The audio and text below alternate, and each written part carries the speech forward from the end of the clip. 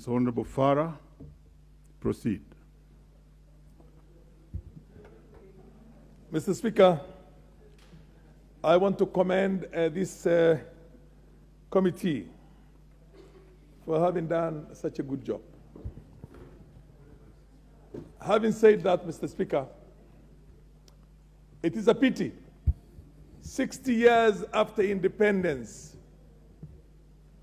with the blood of Samoei Ole Koitalel, the land that was grabbed and stolen from the Africans of this country is still owned by the same thugs who stole it. And today, the poverty-stricken sons and grandsons and granddaughters of the same people who fought for this country are begging those multinationals to give them jobs that pay menial amounts of money, and in the process, those girls are being raped. Mr. Speaker, not yet Uhuru. Anybody who thinks that we got independence, we never got independence. Our independence is just symbolic. This country, where the Maasais who lost millions of acres have their land occupied by families, 150,000 kilometers of land is a ranch somewhere in Laikipia. The Delamayers have what you call, I don't know, 600,000 or 1 million acres. Everybody else has those millions, and the poor guys are grazing their cows in our towns and in our cities because they don't have any place to graze them. This government, Mr. Speaker, if it's not ready, as it calls itself the Hustler Nation, to go and make a compulsory acquisition of all these lands and distribute to the same farm workers who are being raped and harassed and given menial jobs and living a life of destitution, if it's not given to it, then it does not justify to be called a Hustler Nation. Mr. Speaker, if somebody comes to this country and says that he's going to have a new land policy, which is going to reward the Mau Mau children and grandchildren and great-grandchildren, the people who died for us, what does Dedan Kimathi have in the form of a land today? Everything is owned by the collaborators. And a house like this and the subsequent governments have been sanitizing that. Today, we are talking about companies that own 200,000 acres of tea farms. And we are begging them not to rape our girls who are earning 10,000, 15,000, 20,000. And the land belonged to their own ancestors who fought. Otherwise, you would all be slaves in somewhere in Mississippi and California and God knows where, if it is not for those Maasais and those Kalenjins who fought those days and made sure that those people do not make any inroads into this country. And the same slave owners, same imperialists who did what they did to us, still own the land the way they want it.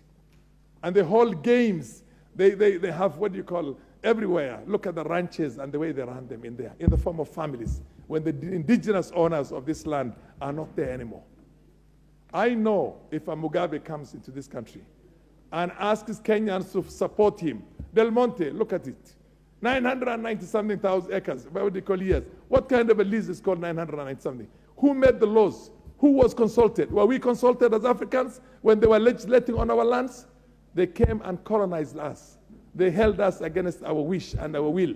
And then they own the land, the prime land right now. And the only Africans who are very happy are those ones who had access to government those days and were given millions of acres, and they are going to protect them because they are exactly like them. They are exactly like them. These families, African families who are holding millions of acres, that land must be reclaimed and redistributed to the real sons and daughters of this land who fought for the future of this, who fought for the independence we enjoy, who fought the fact that we are not slaves, we are not taken as slaves or whatever it is, to Carolinas and the West Indies and South America, God knows what. Mr. Speaker, it is a pity. And I think that earlier this House, listen to me, members of Parliament, I just don't want you to applaud. I want you to make the right legislative decisions to reclaim all those lands and ask them to pay us compensation for all the exploitation they have been doing for the last 100 years. They exploited. They don't have to be paid for it. They don't have to be paid for it.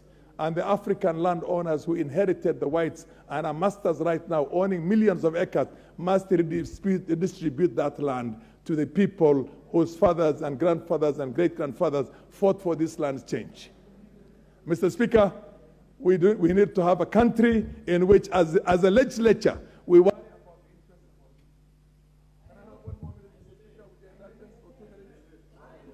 Please give him 1 minute. Okay. Mr. Speaker, and I'm imploding. I'm pleading with you, members of parliament.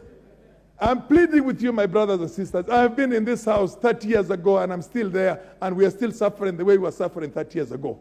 Some of these are historical injustices. That's why nobody wants to see the Ndungu Commission, what they call, implemented. Nobody wants to see the TJRC report implemented. Nobody wants. Some Africans go there, make a deal with the whites out there, and the rest of us, the 50 million today. Before we were only 7 million, 8 million. Today we're 50 million. The 50 million are basically paupers, and we only have 50 billionaires in this country who are Africans, or who have stolen from us. So what we need to do as a house, somebody must bring a bill that says that there has to be a compulsory acquisition to have a new land policy for this country to reward the landless who cannot even get a 6x5 where they can be used for a grave for themselves.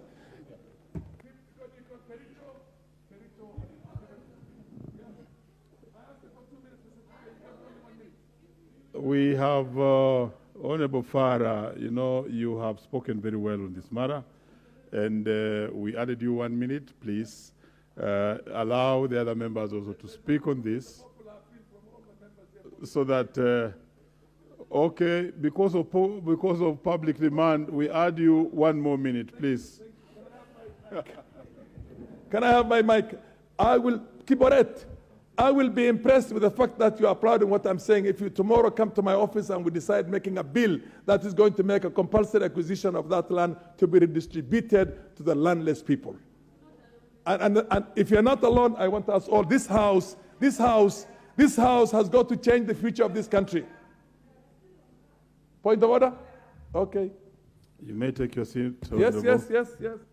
Point of order, Honorable Maalim. Thank you, Mr. Speaker, for giving me this opportunity. And Mr. Speaker, very respectfully, because I don't want to interfere with my senior, he came to Parliament before me, and I've been fairly patient. And as a human rights defender of women, I'm just wondering where land and women come from. The things he's talking about are very important, but we're talking about sexual harassment of women in Kericho Tea Estate. Whenever we have issues relating to women, we start identifying with the land, cars, chairs, mountains, and elephants. Mr. Speaker, where is the relevance of women being sexually harassed and land? As much that is important, can the honorable member bring a different motion on land ownership, and we'll support him. But right now, our concern is the issue of women harassment in Kericho Tea Estates. Stick to the rules of relevance, please. Thank you. The rules of relevance are there, Madam. Honorable Farah. I'll just finish, because you took my time. Let me just conclude. Honorable The Farah, rules of the proceed. relevance is that these people are working in land. They are being victimized because they are working on land and on farms, tea farms. So the synergy between, and they deserve to own that land themselves instead of becoming there something which is an indentured slaves and labor. So that is where the synergy is there. That is where the synthesis is there. These people need to take charge of that land themselves instead of becoming workers and with the land that was fought for and died for by their ancestors. Thank you. Very well.